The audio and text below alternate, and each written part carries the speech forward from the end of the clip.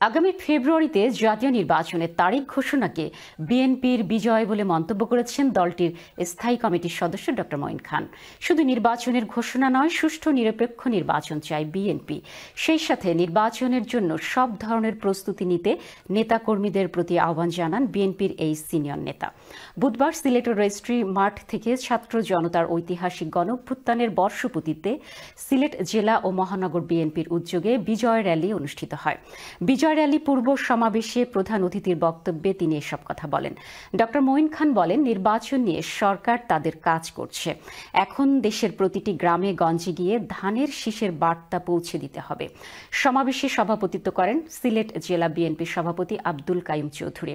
সঞ্চালনায় ছিলেন মহানগর বিএনপি সাধারণ সম্পাদক ইমদাদ হোসেন চৌধুরী।